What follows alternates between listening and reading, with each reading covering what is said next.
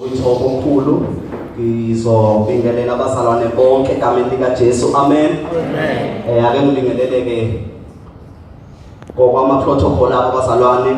Ake ngibingelela ama first years egameni lika Jesu mayekhona phakathi kwethu. Uzobona ngezandla ngwabingelele egameni lika Jesu. Hallelujah. Ngibingelela ama second years egameni lika Jesu Kristu. Amen. Amen. Ngibingelela ama third years egameni lika Jesu. Ngibingelela ama 4 years egameni lika Jesu Kristu. Ngibingelele ama PGCE akhona phakathi kwethu egameni lika Jesu. Ngibingelele abazalwane ama alumni alibonga ivangeli. Siyobonile ke ekhona la ngaphambili ukuzosibingelela egameni lika Jesu Kristu. Amen. Ngiyacabanga abazalwane ngeke ngambingelelanga ngithi bese ke ngokukhethekile futhi ngibingelele oza kwethu abaqhamuke medical school bazalwane babuka ithekisi beza la iquantum yonke igcwele ngathi niyababona nje akabethi izandla sibashayele izandla bazalwane siyabingelela. Ngiyasixolisa kakhulu bazalwane bakhona kwabona alibonge igama lenkosi besikade sinabo ngolesihlanu namgqibelo kuyihona prayer kwabonakele kakhulu sakhonza kamnandi alibonge igama lenkosi. Sibingelele ama members esakusiya khona phakathi kwethu siyayibona lapha emuva ngiyabingelela egameni lika Jesu Kristu. Amen. Sibone ngesandla mangabe ngiqinisile imembe esakusiye khona siyabingelela egameni lika Jesu mshayele izandla naye.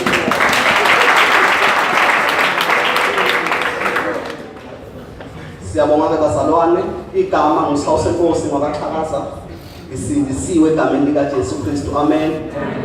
Nami ngiyethanda inkosi ngizokwenza nje umsebenzi omncane uvula nali ivesi bese ngilichaza egameni lika Jesu bese siyahlukana libonge igama lenkosi. Ngizocela ke bazalwane eMabhayibhelini ethi sivule incwadi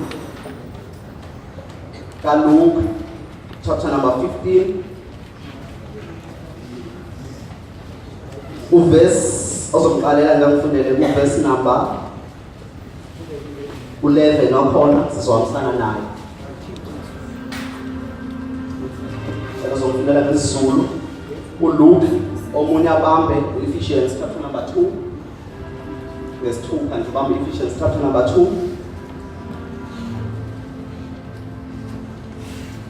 siqale kuLuke chapter number 15 verse number 11 uzofundela ngesizulu ngicela afunde bazalwane. Luke chapter 15 isihloko sithi okulahlekileyo imvu uhlamvu lwesiliva indodana. Verse 11 wayesethi umuntu othile wayenamadodana amabili, enqane yawo yayisithi kuyise, baba nginike isabelo sefa esiqondene nami. Ngizocela sihambe nawe. Enqane yawo yayisithi kuyise, baba nginike isabelo sefa esiqondene nami. Cela ungibambele imic nje sihambe kanjalo. Cela ungifundele uB wakhona.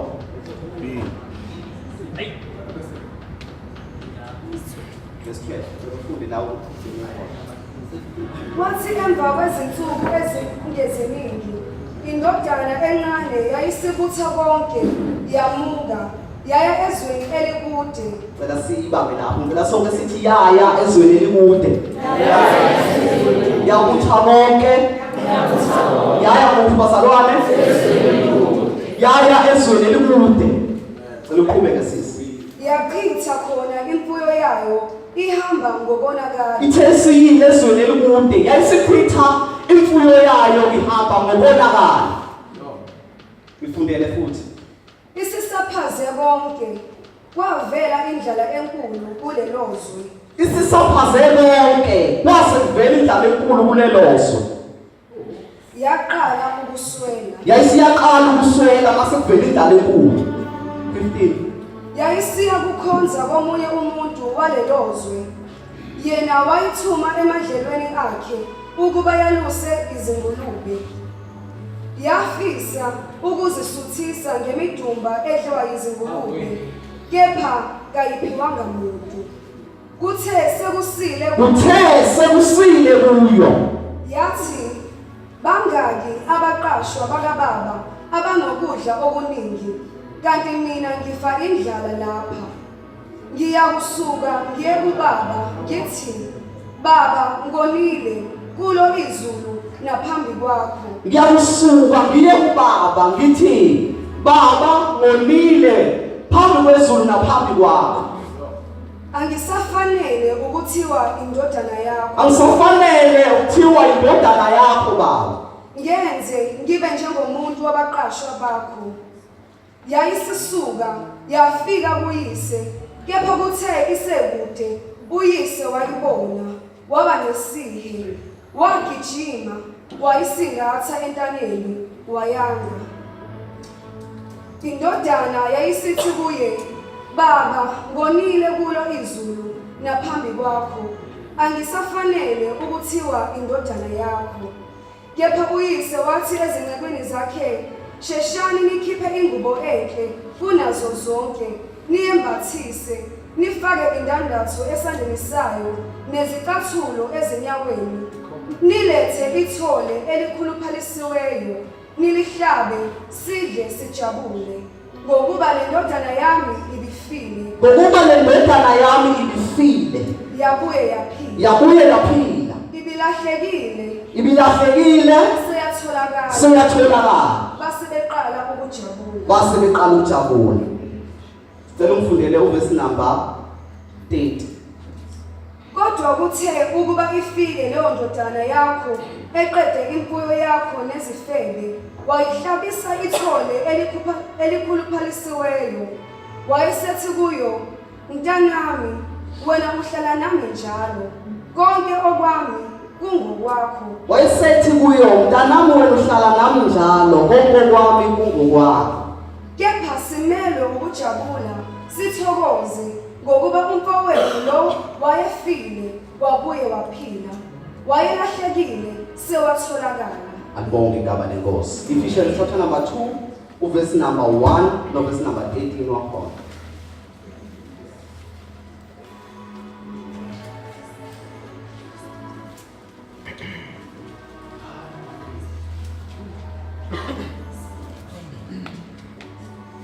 Verse 1 to 18 wakhona. Chapter number 2.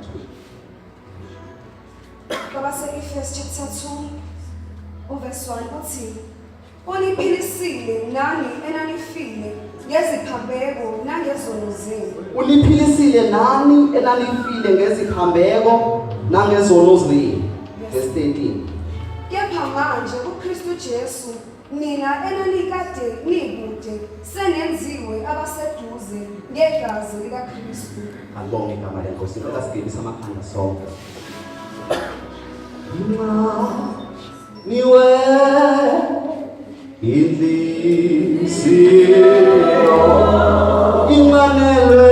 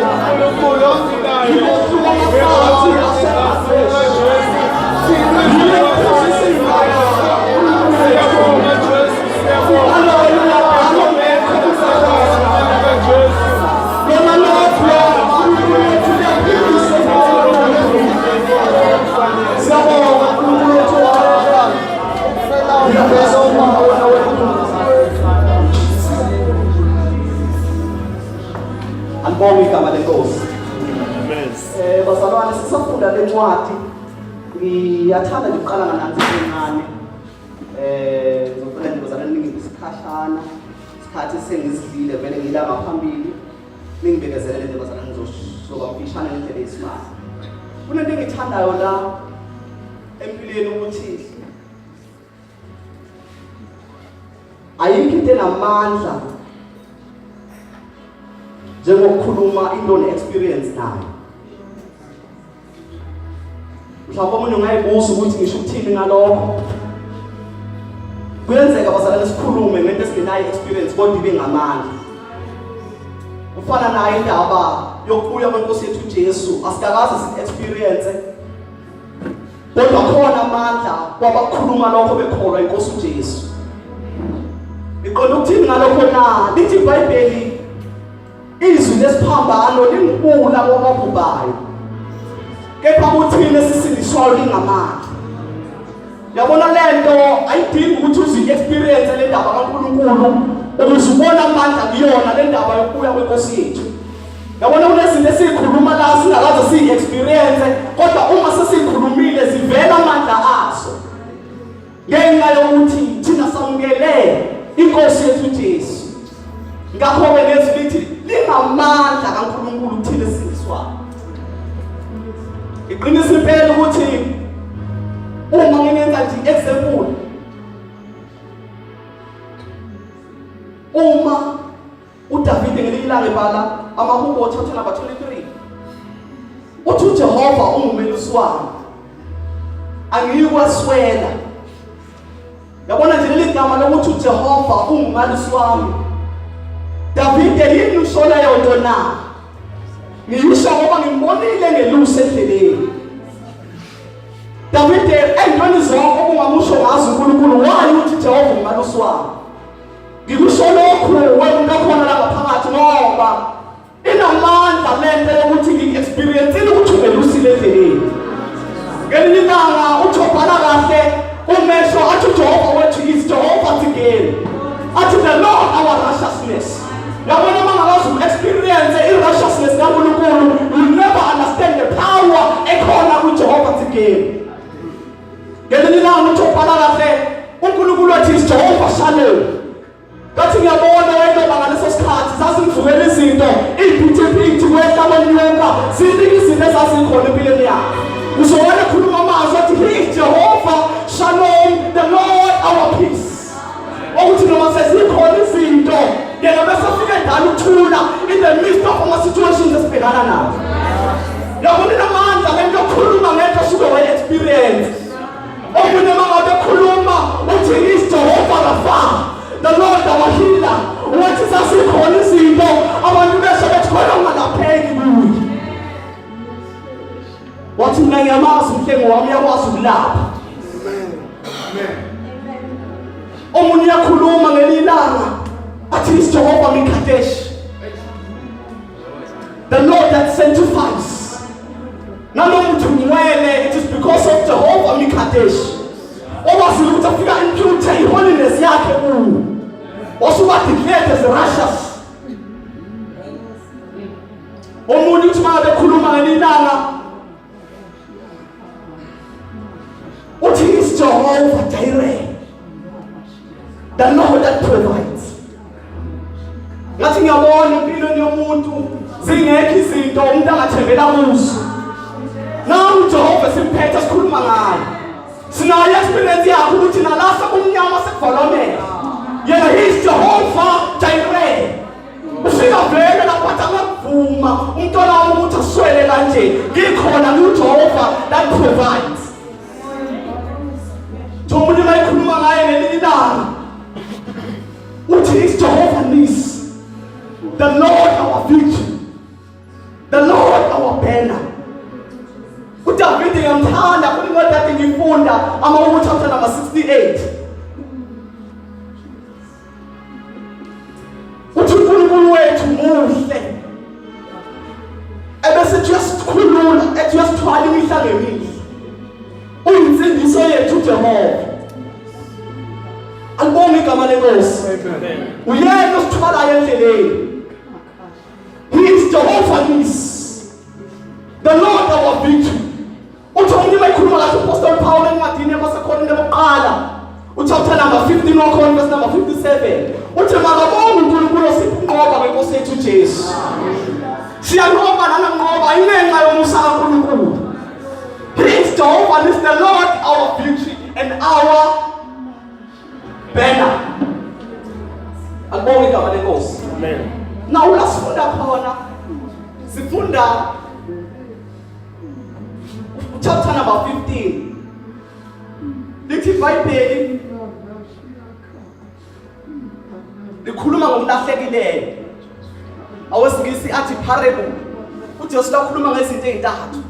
Fika akhulume ngemvu, akhulume ngohlamvu, akhulume ngendodana elahlekileyo. Now ukuze kube khona iparable iqhathanisa izinto ezimbili.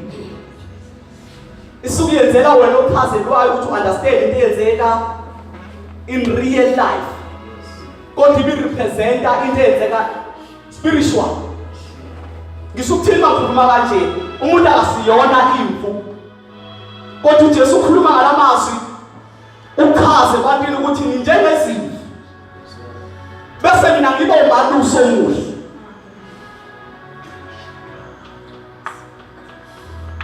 That was the parable which Jesus sebenzisayo. Ukurepresenta izinto ezimbili. Usakhulumela kumeqhubela athi ngophenduko kwesona sodwa. Hayi ngini oyedwa nje ophendukayo. Kuba khona inhlawulo emasukwini. Akekho kwaziyo lokho none experience yakho kodwa siyabona ngamehlo enqobo. Ukuthi noma ngabe kuthiwa Nkosi yami bese kubhala amehlo waphenduka nje wanikela impilo yakho kuJesu. Amazulu aba nenhlobo kuba naleyo nto enzeke emazulwini ngenxa ukuphenduka oyedwa. Hayi abaningi oyedwa nje. Okuthe khulunyisi yena wayesephenduka kunenhlawulo emazulwini ngoyedwa. Now wena sifunda khona ke manje. Elokuma kanje. Sifunda la uJesu sekhuluma ngendodana yolahleko. Lithi iBhayibheli uJesu uthi kwakunendoda enamadodana amabili.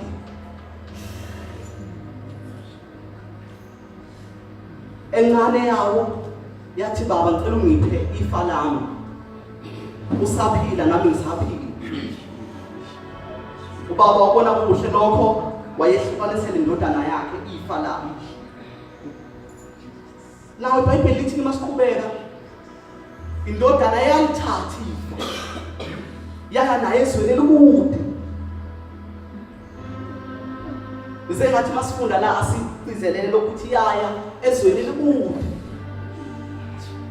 Umbuzo usungathi yini izwe elikude? Izwe elikude kula ngaphandle la kugcwele khona inkohlakalo.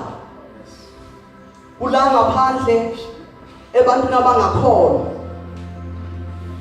Isezweni elikude la.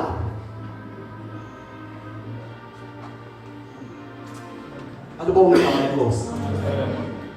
Lithi iBhayibheli yakuthatha okuyisabelo sayo yana ezweni elikude.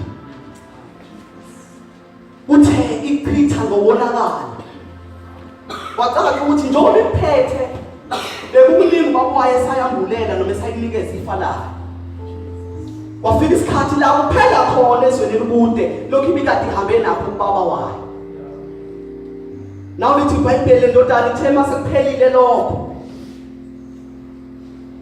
Yahamba yefunela umuntu ocebile kuleyo ndawo. Lo muntu ocebile wayibona ukuthi deserve yohlala ngengulube. Cabanga le ndodana ekhaya ku-rich.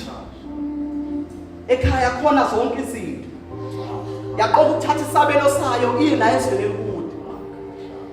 And lapho ezweni elikude kuyaphela. Akubonge igama lenkosi. Amen.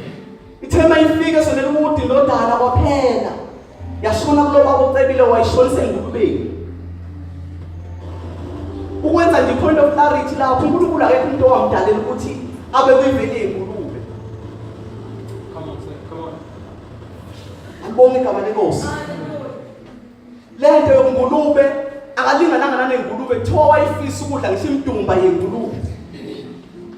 ngamanye amazwi iveli wa depreciate from kuleya nto uNkulunkulu ebekade emenze iyona noma ebudodaneni ukaNkulunkulu wa depreciate wazoba into useless.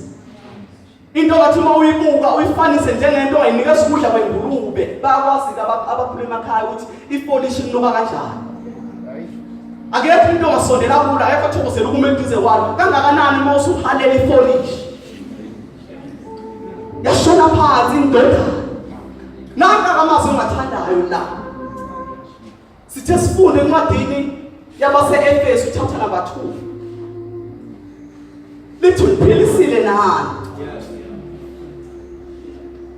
ebenikade nihamba ngey'phambeko zenu nangobona kwenu. Athi uvesi number 13 wakhona athi manje kuKristu Jesu nani benikade nikude senenziwe nabaseduze anenziwanga nabaseduze na ngamandla enu iyodwa into enenze nabaseduze noma benikade nikude ileli gazi likaJesu elinamandla. Lithi iBhayibheli uJesu engasiphambaneni maningi amagazi aphuma. Lelo gazi laphuma lalimele inhlawulo yami nawe njengoba sikhona la. Ngamanye amazwi uApostle Paul mayelokana incwadi yesiunderstand wayikhuluma nabantu bezizwe ama-Gentiles ukuthi benikade nikude ningafanele ukubizwa ngabantwana bakaNkulunkulu. Kodwa manje ngegazi likaJesu nani benikade nikude selenziwe nabaseduze. Only by the blood. Elaphalala wasemaphakadeni nani benikade nikude selenziwe nabaseduze ngegazi likaJesu. Akusiwo amandla akho asikuhlakanipha kwakho. It is by the blood of Jesus Christ. Leli gazi masefikile emntwini lifike likuduze lifike likhutule yonke ingqondo limenze umuntu aphenduke akhona inkosi yethu Jesu. Igazi lakhe lingabe sabiza ideology yabaphakazi. Igazi lakhe libiza abantu basemazulwini. Leli gazi likaJesu igazi linamandla leli ongafanele ukuthi noyedwa phakathi kwethu limendlule. Ngikhuluma ngegazi likaJesu. Nani benikade nikude selenziwe nabaseduze. Lithi iBhayibheli indodana kwasa emqondweni wayo wasanguluka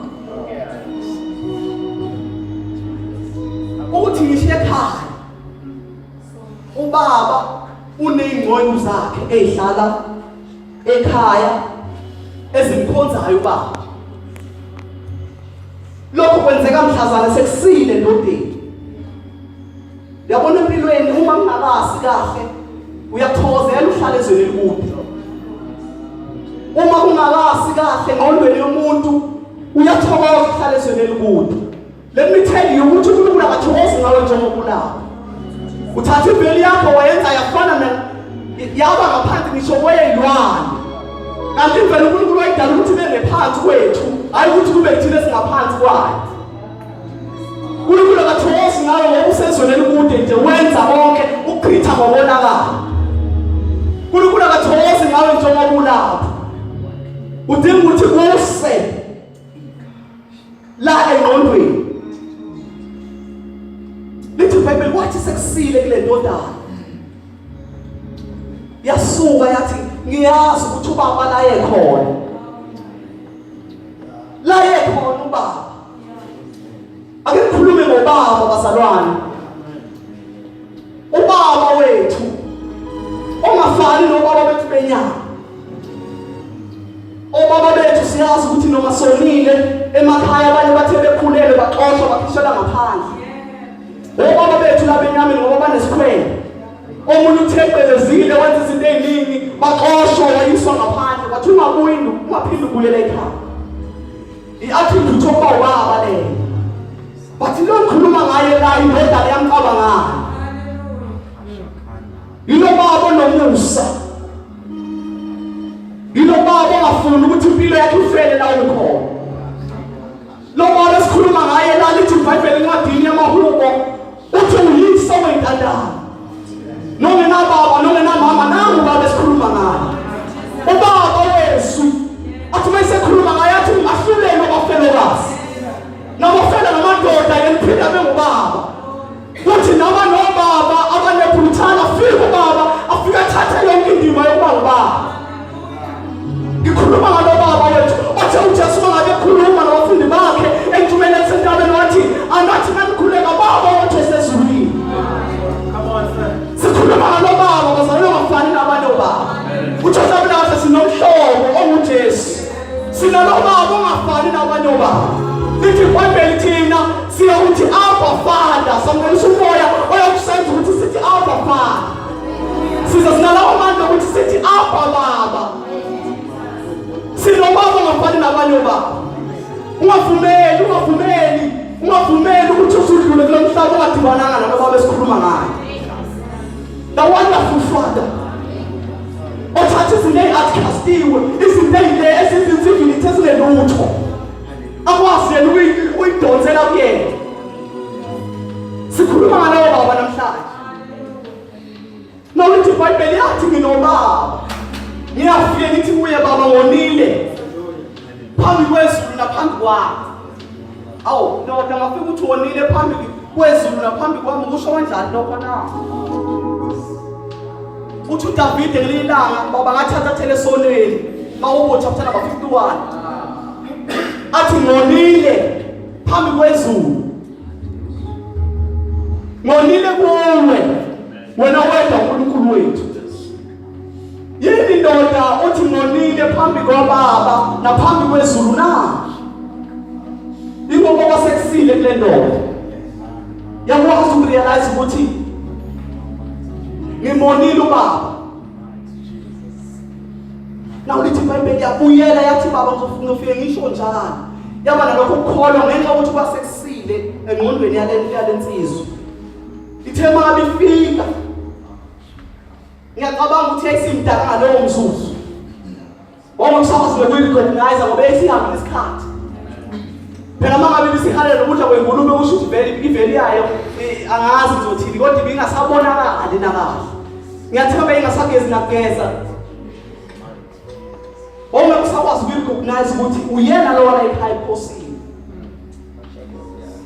Lithi iBhayibheli ithe isiza kude. Ubaba ehlezi esihlalweni sakhe usuku. Wathi noma kuthiwa izinto ziyafana, igazi lami lina. Wathi noma ngabe izinto ziyafana noma ngabe usemdaka. Uyabona abantu bethi zibomvu njengegazi.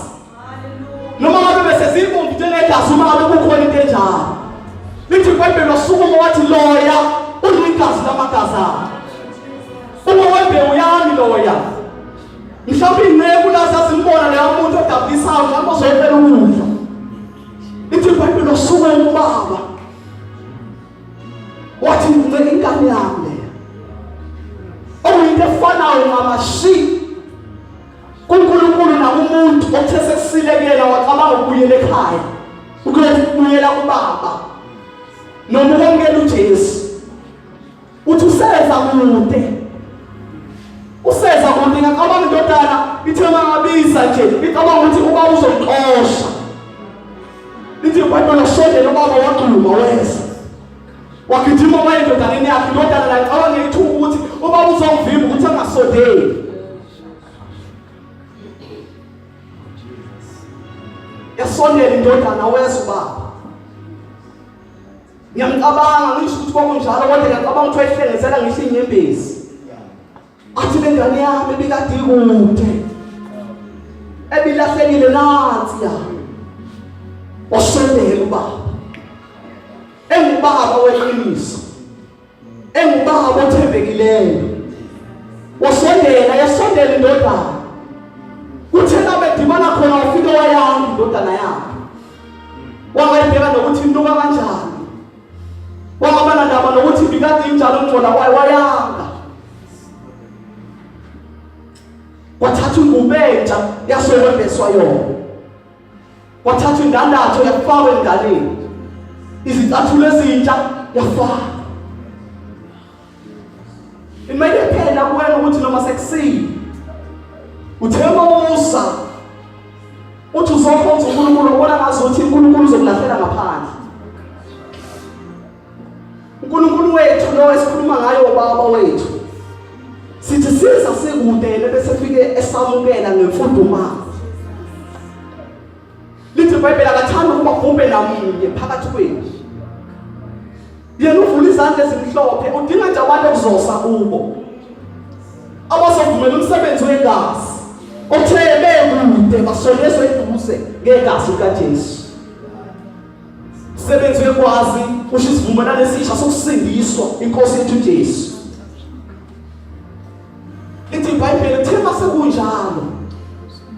Wathi baba malihlabe ithole elikhulu phalisiweyo elihle kunawo wonke elicwebezelayo. Elinonileyo ngamanye amazwi lihlabele nayo indodana yami ngoba le ndodana ibifile le ndodana obisezweni elikude bazalwane befile nomfo. Ubefile wayesezweni elikude. Wathi le ndodana ebikade ifile isiphila manje. Wathi ubehambile usebuyile manje. Sasikade sifile ngeziphambeko zethu. Kodwa yena wasenza saphila kanye naye. Ungomusa nisindisiwe. It is by grace nisindisiwe. Nani kade lifile ngeziphambeko kodwa yena wanenza. Naphila kanye naye uJesu Kristu. Welufa kwakhe nafa naye. Wevuka kwakhe navuka naye. I-identity yenu lizwezulwini ngakho Colossians chapter number 3 athi uma navuswa kanye noKristu funana kwaphezulu la inkosi yenu ikhona nalaphile wenu kukhona. Athi kufihliwe kanye noKristu ubaba ezulwini. Ngithi uphile emhlabeni identity yami ifihliwe ezulwini. Lithi iBhayibheli wahlanjwa ekhuluphalisiweyo. Sengiyathandaza. Ngithanda la ingxenye encane.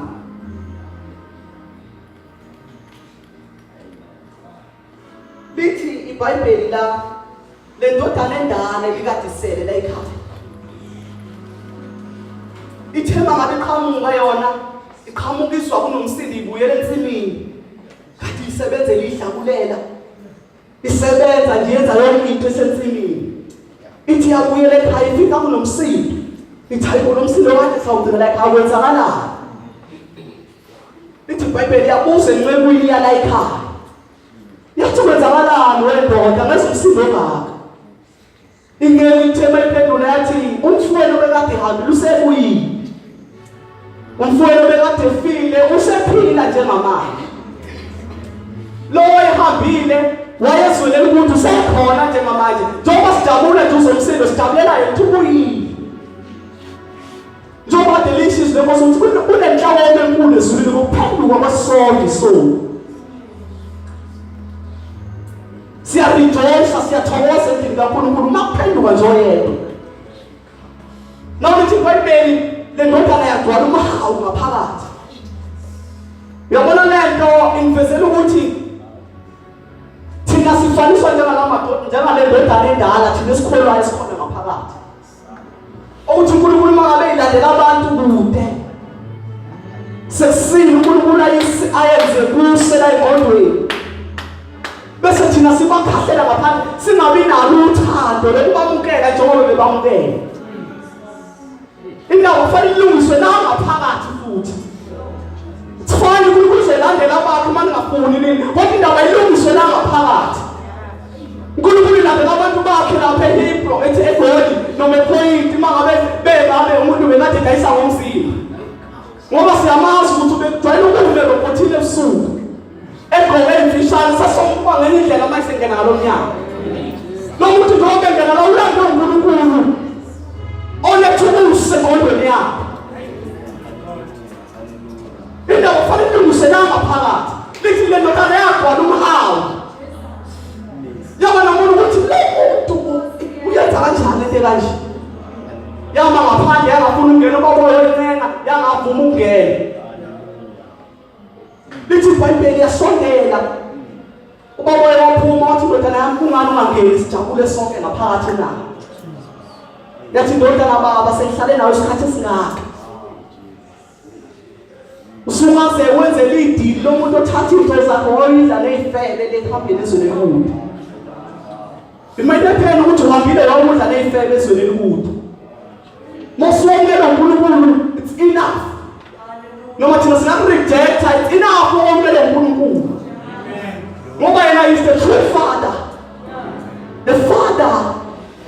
of nations. Ongumondli wey'ntandane.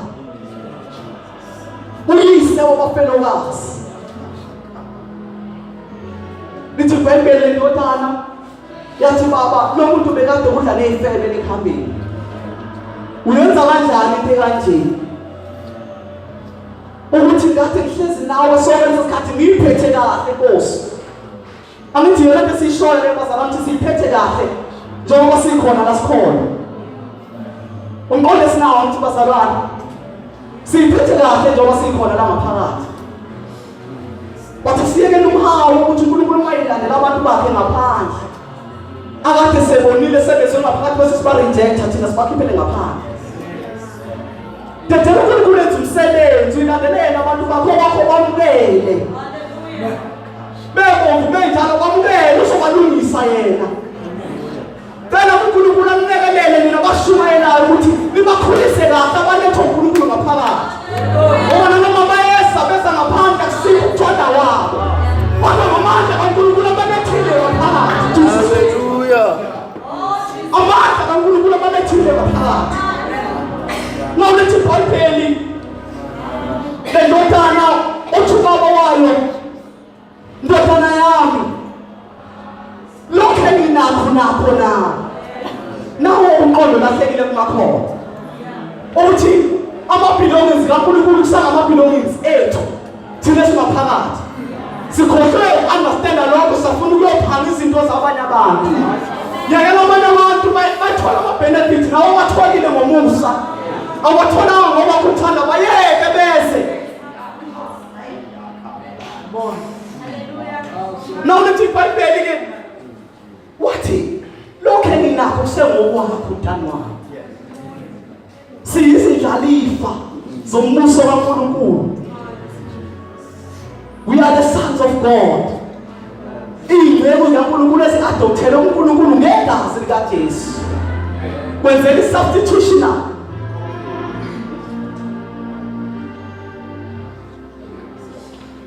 Nawulithi iBhayibheli cela ukufunda leli bese lokugcina bese ngivala ngalo. Kepha simele ukujabula nawo amazwi ashiwe le nto lo baba. Njengoba ngishilo ukuthi le nto represent uNkulunkulu.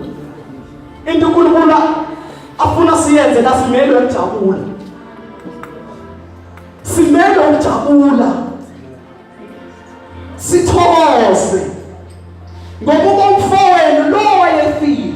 Umfowenu lo oyekade efile. Wabuye waphila. Wayelahlekile sewatholakala. Cela siphakame ngenyawo sithandayo.